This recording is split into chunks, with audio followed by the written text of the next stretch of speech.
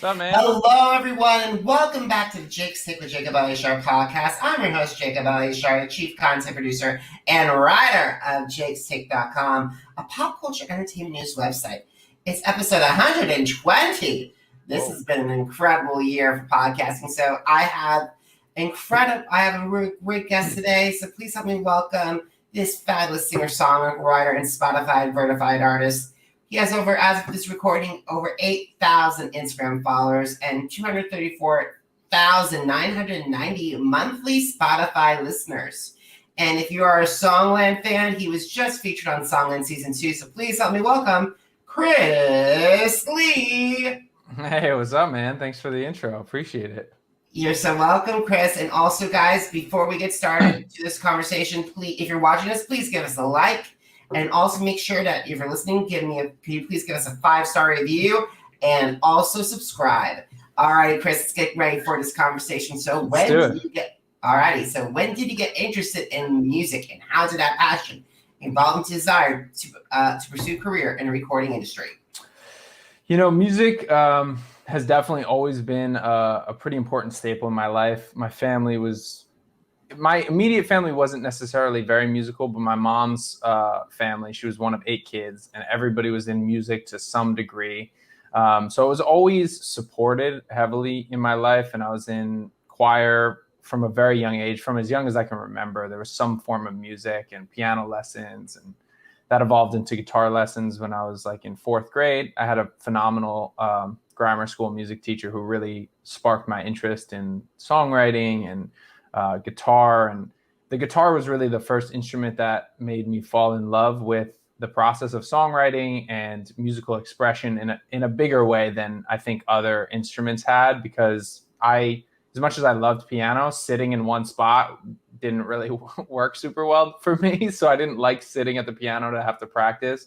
And then once I got the guitar, I felt very freed up to kind of go be outside or go someplace else and kind of start expressing myself in a more intimate way. So songwriting really became an outlet, just like some people do journaling or, you know, something to kind of get their thoughts or get what they're dealing with out on paper and kind of analyze it from a bunch of different perspectives. Songwriting became that for me. And so it was always there. I always loved it. I got really into it through high school. I started interning in recording studios and fell in love with the craft of recording and this concept of taking these songs that I was kind of pouring my heart out into and figuring out how to record them so that I could share them with people. And that became a really big passion through high school. And I was fortunate enough to meet one of my best friends, whose father owned a major recording studio in New York, right in Midtown, actually. I know you're in New York right now. It was called Platinum Sound.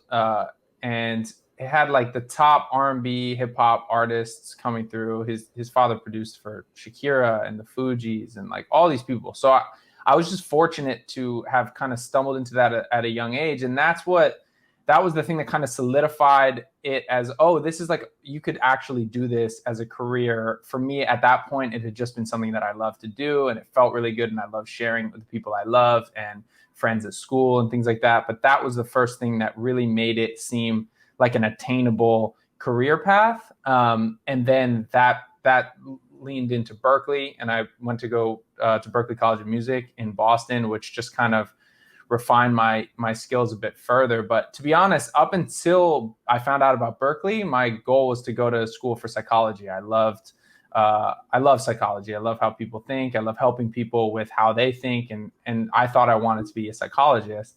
And then I realized kind of music production was essentially that, but with a component of creating music. You had to work with artists. You had to understand who they were and like get into their brain. And I knew it because I was an artist, so I knew how to communicate with them. And it seemed just kind of like a really good merger of everything I loved, stuff like tech and music production and psychology. So that was the thing that kind of cemented it and made me deviate from the concept of going into psychology. And ever since then, I've been just chugging away, trying to make it work. And fortunately, I've had some success in the past year with Songland, and a song that I wrote in the UK reached the top 10, is nominated for a Brit Award. That's actually coming up on May 11th. So I'm really excited about that. And yeah, that's kind of like the short synopsis of how it kind of evolved in my life. And congratulations on getting a Brit Award. And guys, those of you who are not familiar with the Brit Award, it's basically the UK's version of the Grammys. It's nomination right now, so I would love for it to be a win, but we'll know on the 11th. So if you guys are interested, it'll be airing on the 11th, and you can check that out and root for me because I don't know how it's going to go. We'll make sure that we'll live tweet that event because unfortunately this is probably going to be a June conversation. So you're just recording this, guys. If you're catching this up, this is a June conversation in May. So this is probably you're hearing this in June or July, watching this in June or July. Got it. So it already happened. Maybe I got it. I don't know. We'll see. Who knows? We'll keep on look at your Twitter and social media. We'll find out. Sure. Awesome. All right, so speaking of Songland, so many of my listeners know you from Songland, and can you describe to my audience why you chose Songland over America's Got Talent, Idol, or The Voice? Yeah, I had always, to be totally transparent, kind of avoided a lot of those shows, and not because I don't think the shows are great. Generally, the contracts are pretty intense on those shows, and I had the fortunate/unfortunate background of going to school for music business and kind of seeing behind that curtain and having professors who kind of, spoke to me about the pitfalls and the things about that. So I was always very hesitant about that stuff. I've always been very protective with kind of what I sign to. And it's very important for independent artists to think about, what deals they're signing and what types of things they're signing. So Songland, to be honest, I was hesitant about it first, but when I read through the contract and the terms, I thought it was a great deal. And I thought they highlighted more the professional aspect of songwriting, and it felt much more holistic and respectful in some ways of the people on it. And I'm so glad I ended up going through with it because it was a phenomenal experience. The people who were working on the show absolutely loved what they were doing, and it felt like a really special energy. So to me, it was less all-encompassing than some of these other shows. There's benefits to getting that exposure, but sometimes the other stuff on the other side can outweigh that. So Songland seemed like a really great fit where I could highlight myself as an artist and kind of be out there and show people how I could perform it and stuff like that. But also I love the craft of songwriting. I think more people should know what goes on behind the curtain and how people work together and collaborate to create these songs for artists. So I was just really in love with what it stood for. And to me, that was worth it. And it ended up being a phenomenal experience. So I'm very happy that I did it.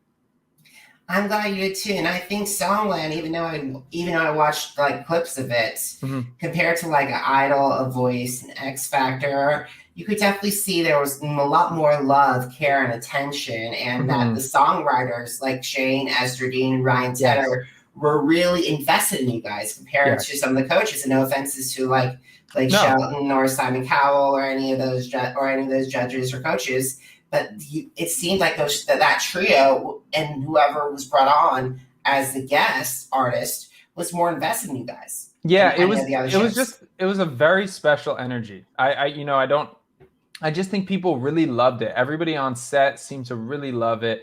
There was such like a familial kind of feel to it, and all of the producers on the show, Esther, Ryan, and Shane, were just so gracious and open and sharing their knowledge. And I think for them, being songwriters and for a long time kind of being unrecognized not unrecognized, they obviously got recognition from labels and artists and things like that, but in the public, people don't really understand songwriting like that. So I think, I can imagine if I were in their position, it would be so great to feel like I could put people on who are songwriters that I never got that chance to be kind of highlighted in that way. So I just feel like it was a big step forward for the songwriting community in general. And this has been happening over the last few years with podcasts like And the Writer Is, which explores songwriters and how they came to be and how they write and how they think. And with Songland, it just seems like more of a push to get the realities of what songwriting is and how important it is into the public ether. I am so glad you brought up And the Writers. I've been trying to get Ross Golan onto this podcast for a very long time, and it hasn't worked. But that podcast is probably one of the best music podcasts there is right now. Agreed. So I'm glad you mentioned that. And I'm glad for all the success it's had.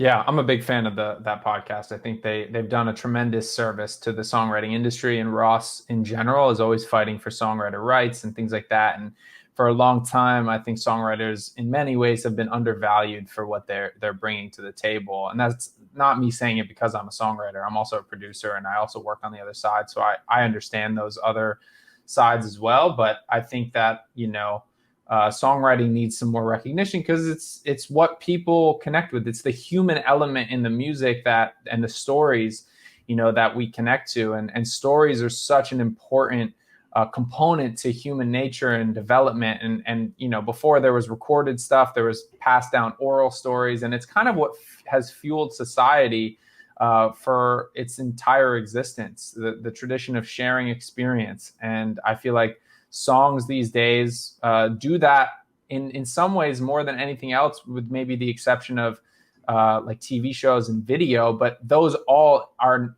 music is a necessary component of those things too, to kind of explain the emotionality and the human condition, and emotionality is so important to those shows being successful. So it's really important, and I love that people are highlighting it, and I think it's amazing that it's happening now.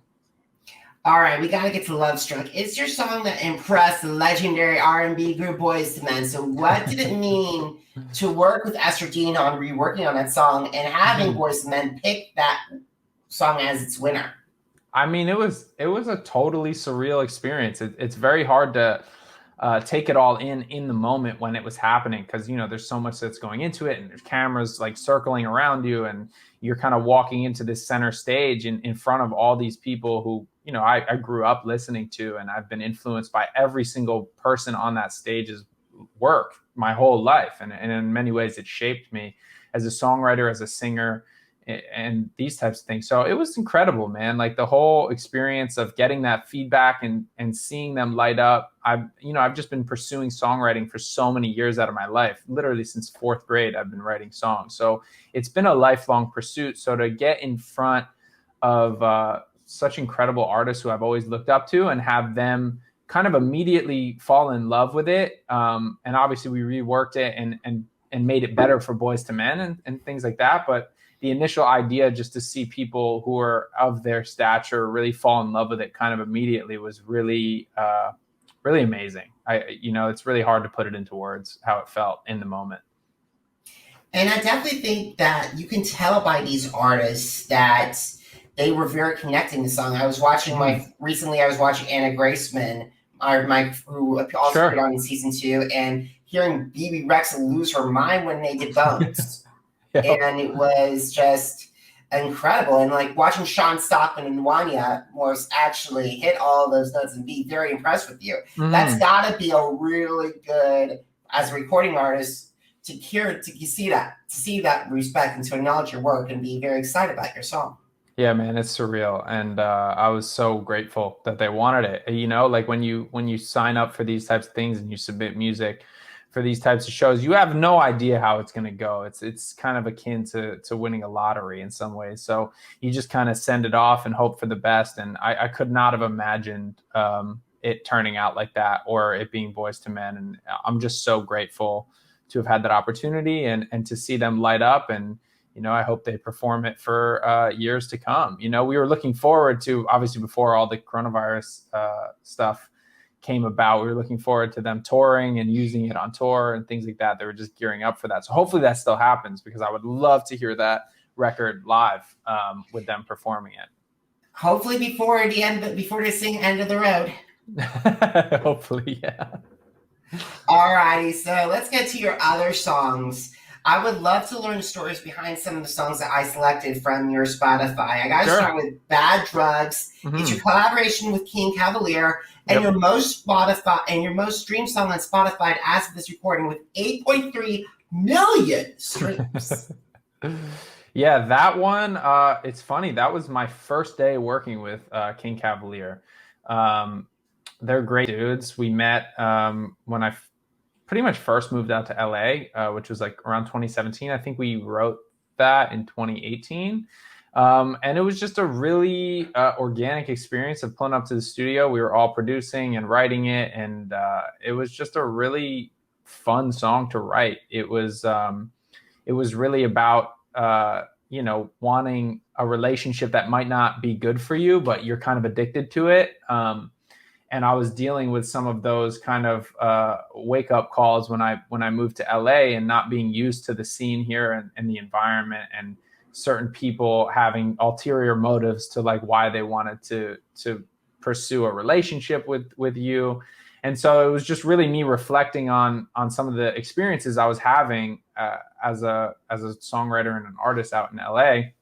And God, we had no idea it was going to do what it did, but something ticked a box somewhere in the world, and it just keeps getting added to tons of playlists, and people love it. We never imagined it would even do that, especially not on a first collab.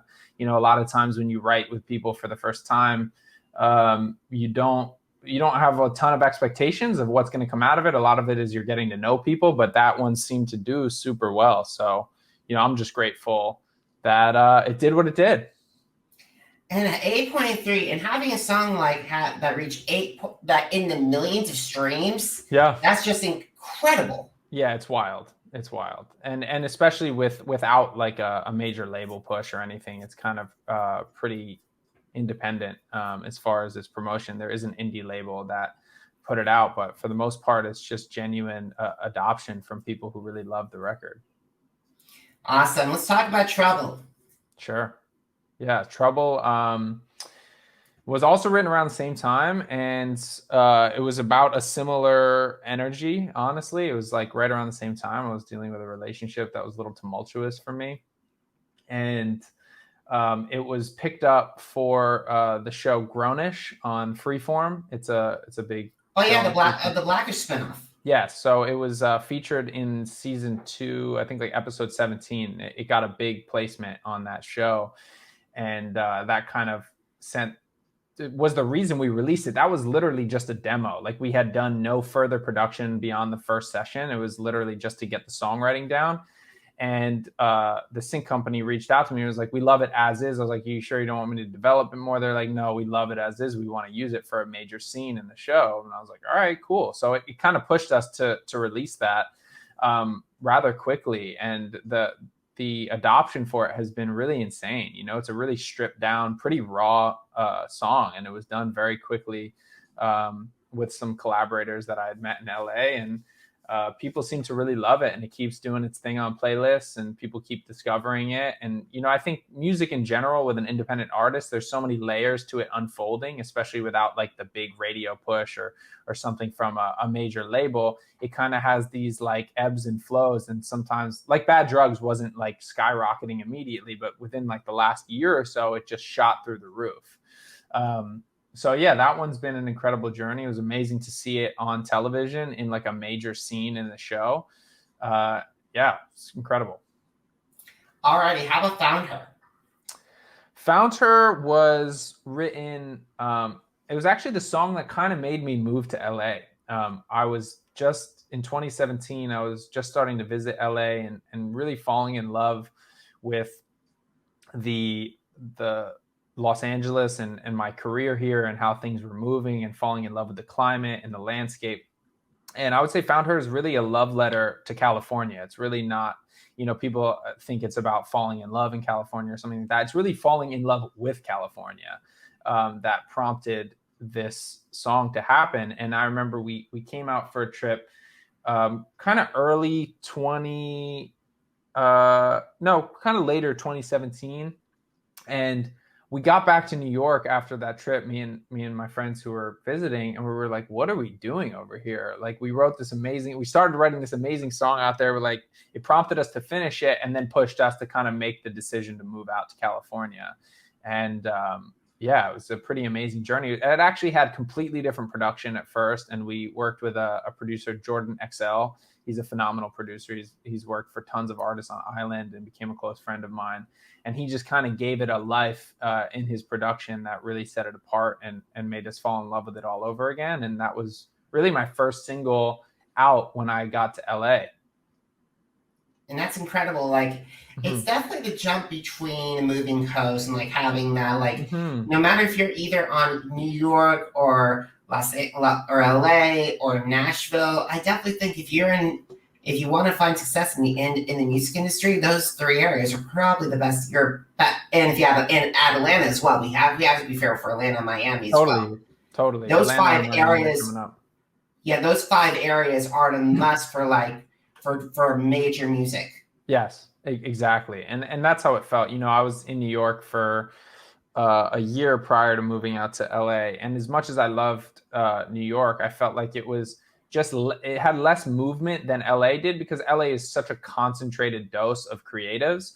So I just found it much easier to kind of, pack my schedule with different sessions and meet new people and expand the network very quickly. Whereas New York, I wasn't feeling that same sense of energy. And just, one thing I was saying is, like, if your career pushes you to go to a place that is kind of like paradise and it's warm all the time, you might as well go. And this is just coming off from living in Boston for 5 years when I was at Berkeley and having some of the worst winters they've ever had when I was there. And then going back to New York, and I go through some seasonal depression when I get apartment locked in the winter. And so the idea of just constant sun and movement felt really good, and it made it a pretty easy choice. I totally agree. It's definitely like, it feels like there's more with the New York energy around the entertainment industry. It feels like it's more centered towards Broadway and TV and movies than music than it used to be with music. Yes. So I still hear the stories of the Geffen building and with Carol, the magic of Carol that was in that building. And I think right now the energy has been diverse to either Nashville, Miami, or Los Angeles and Atlanta. Yes. There's just places where it can be more concentrated, right? Like, it's not like New York doesn't have that. There's tons of creatives in New York and tons of people, but there's also so much other stuff going on and such a densely populated situation that most of the people you meet are not creatives. Even if there were the same number of creatives in New York as LA, the concentration is different.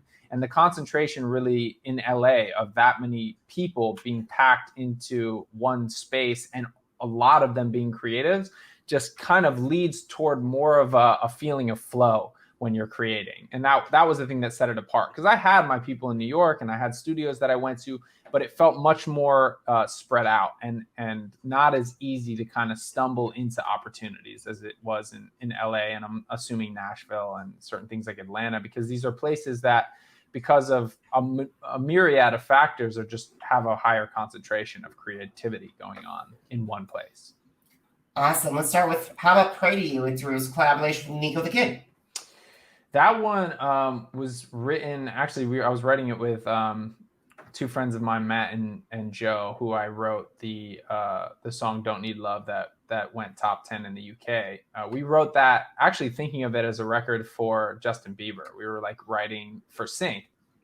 And we thought that would be a great record for him. And we had a whole different production on it. And I had met Nico just through various sessions in LA, and he heard that song and just fell in love with it and really wanted to use it for his project. So we went for it. And it's definitely a different record for me. It's more in the upbeat kind of club type music, but I loved it. I thought it was so fun, and it was such a fun interpretation of what we had written originally.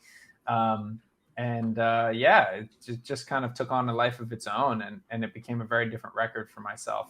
And Nico really brought it to life in a way that I wouldn't have. So that was a really fun one to do. And it sounds like with the whole with Sia's This Is Acting, where she held on songs that were rejected by so many incredible artists, but then at the same time, she recorded them and bam, they were hits left and right and center for her. Well, that's a lot of that, like I'm writing pretty much every day, sometimes a song or two a day. So there's a ton of songs that I'm, constantly have just in Dropbox or whatever, like hundreds and hundreds of songs. And, it's really just about finding the right home for them. Sometimes it's for me and sometimes it's, for somebody else. And you just kind of have to try to stay organized with it, which is something I'm trying to be better at, and having spreadsheets of like songs and maybe what they should be for, or what artists we could pitch them to. And we never even got to pitch this song, that song Pray to You. We were just we had just written it pretty much, and I was in a writing session with Nico, and he asked me to just play some songs that I was working on, and he just really loved that one. So we went for it. Sometimes you got to just pull the trigger early on it because it feels good. Alrighty, lastly, Flight Risk, a recent single. Yeah, that one was written fully in the pandemic around September or August of 2020. And to be honest, I was having a lot of trouble deciding whether or not I would stay in LA or whether I'd leave. And I know you were just mentioning to me that it's a crazy time, right? We're all in these cities, and the world has just kind of been terraformed very quickly by everything that's happened in the last year. So there were a lot of sleepless nights for me around then with not knowing what was going on, as I'm sure so many of your listeners and people in general were kind of dealing with. And when I got in the studio with Devin Kennedy, who's a close friend of mine and a phenomenal artist, and Keegan Bost, who was actually on the Julia Michaels episode of Songland. He won that episode. Keegan had moved out to LA actually during the pandemic, and it was so crazy that he ended up moving to Nashville. And I just wanted to get him in for a session before he left. So I invited him to that session with Devin. And, we all just kind of like spilled our guts a little bit and talked about what we were going through and how hard the year has been. And I had been trying to shift my focus instead of kind of leading from like a fearful place and being worried about what might come next. And I just tried to lean into the relationships that I had and the love that I had and try to stay adventurous and try to not overthink it too much. Because I think, when these types of things come along, it can be easy to get in our heads and let it run out of control and let the fear and anxiety of what's going to come next run out of control. And it can take us out of the moment. So this song was written to kind of show that journey, right? Like the first verse is about being up and stressed at night. Like I'm talking to the wall. It says for an hour, maybe more, I've been asking for some answers, trying to understand it all. Where are we going? And that's how it opens. And that was very much representative of how I was feeling in the beginning of the pandemic. And then the second verse is kind of about the sun coming up on a new day and choosing to, throw out what my ideas for a 5-year plan were and try to embrace what was happening now and not be too worried and just try to take it a step at a time.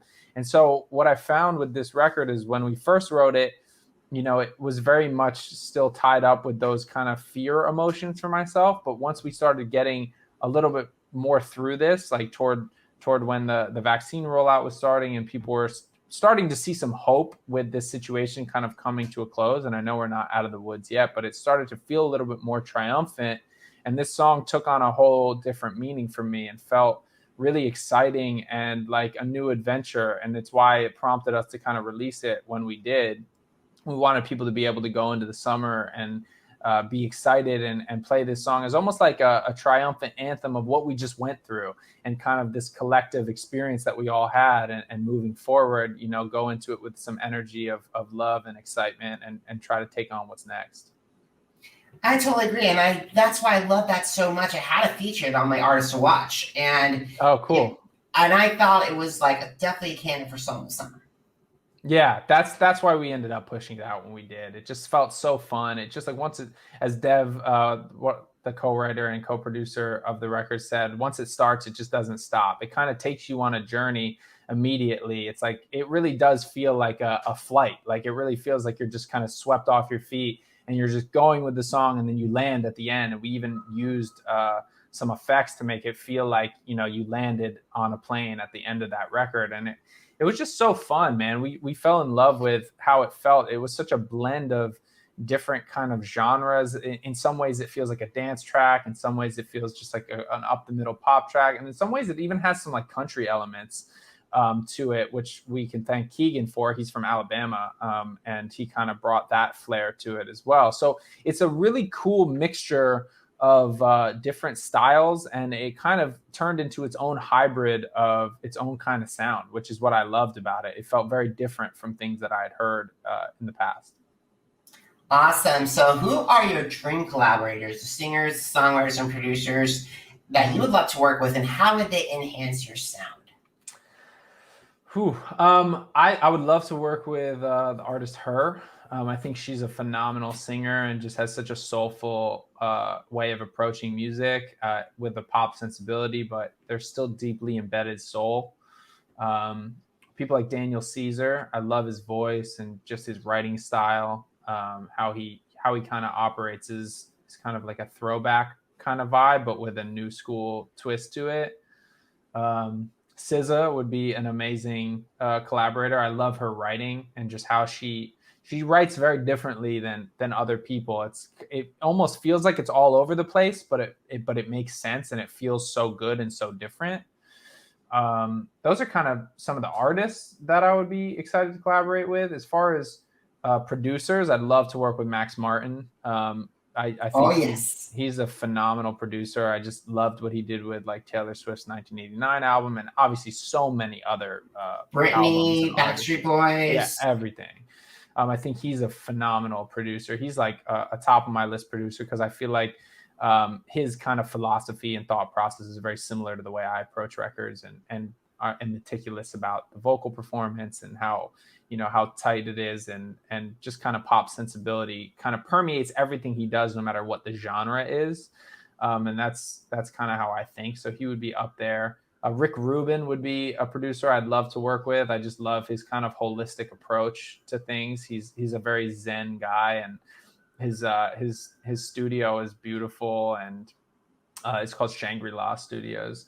And he just has such an organic styling to him, and he goes really deep with the artists he works with. He kind of goes through their whole catalog and finds the golden snippets that they like. He'll go through voice memos on people's phones and just go through everything and see kind of what snippets and nuggets of gold he can find. And then I think he has a really holistic process of bringing the best out of people. And probably finally for producers, it would be somebody like Quincy Jones, who's just such an iconic producer and one of the best of our times. I think he has like the second most Grammys of anybody on earth to ever do it. Obviously his work with Michael Jackson and people like that set his career apart, but so many others. I mean, he's a phenomenal arranger and such a he just understands all the instruments, and he's a producer in like the real sense of what producer has been labeled. He's very in depth with his artists, and I just love his philosophy. I've read a lot of books on Quincy and just think he's phenomenal. Totally agree with Quincy and Max Martin choices. I would love to see your hands on a Diane Warren song. I would love to see your hands on a Desmond Child song, because I always say the pantheon of songwriters and producers, the Mount Rushmore for me is definitely Max Martin and Quincy Jones, but I also have to give Desmond Child and Diane Warren as well on there as well. I agree with that entirely. There's so many, there's so many amazing, talented people in this industry. And I'm definitely, in the moment forgetting some people that I would absolutely love to work with, because there's such a wide range of styles that I love. I've always been in love with various types of music. That's why even like the songs that are out on my Spotify are all very different. Like they have a wide range, and it was something I struggled with for a while, was knowing, some artists have like a very not homogenous sound. They're always producing different things, but there's a through line of like a specific genre or style. And I never felt like I wanted to fall into one category. So I just have I love making music of all types, and I love just adding value to what I work on, no matter what capacity that is, whether it's production or writing or engineering. I've kind of been involved with every facet of the production and writing process. So I love people. I love working with people. I love really talented people, and I love just helping get that creative project even an inch further. And I'm happy. Awesome. So we got to start winding down this conversation. Sure. What are your thoughts on, like, I know you have an Instagram follow. Is Instagram just primary social media, or are there other ones? Kind of Instagram is the primary one. I'm trying to get a little more into TikTok and these other things, but it's a constant back and forth with me, because social media sometimes pulls me in the wrong ways, and sometimes it pulls me in the right ways. So Instagram is kind of the main place people can keep up with what I'm doing. I post most of my updates, things that are happening in my life. I do a lot of like Instagram live interviews with artists that I love and people in my circle. And yeah, so that would be the best place as of now. Awesome. So if you had the opportunity to meet with artists that are getting ready to go back into the post-COVID world and getting ready toward the summer, what advice would you share with that? Man, just be gentle with yourselves and take it slow. I think a lot of us have been kind of in a lockdown state for a year, and I think we're all really ramped up and ready to go and excited to get back out there. But it's a little shell shocking. So I would just say, as much as you want to get out there and do everything, just be gentle with yourself and ease back into it. Keep doing what you love and keep being excited and try to embrace the moment that you're in and not worry too much about what's coming next. We just have to all stay, together through all of this and keep making great art. That's the thing. Get in the studio, get on stage, and share your abilities, because the world, I think now more than ever, is really craving things like live music and artistry. So just do it for humanity, and don't only do it for yourself. Do it for the love of art and sharing experience, because that is what's going to separate your music from the rest of the pack, and people are going to feel that.